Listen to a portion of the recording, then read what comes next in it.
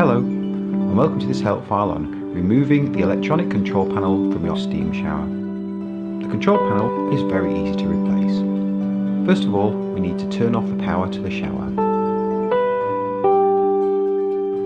Next, we need to get behind the shower to the rear of the control panel.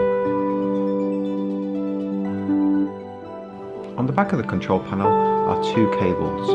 Follow the thicker one along until you find a plug.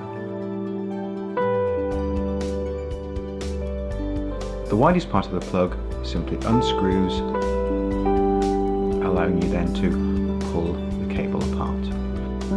Take care doing this, as the pins inside can get damaged. Now follow the thinner cable until you find the plug.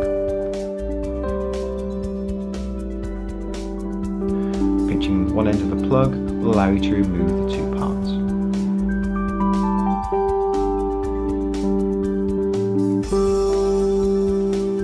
The control panel is fixed in position at 4 fixing points. Using a posi head screwdriver, remove each of the 4 fixings.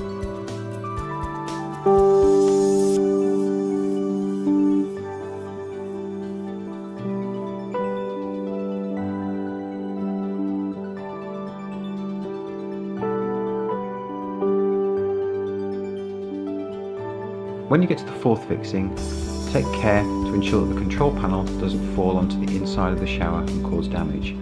Getting a second person to hold on to it from the inside of the shower is advisable.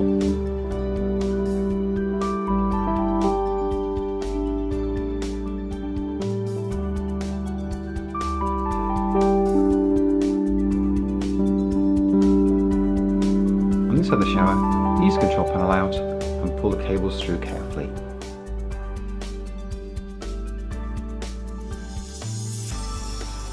To install a new control panel, simply reverse this process.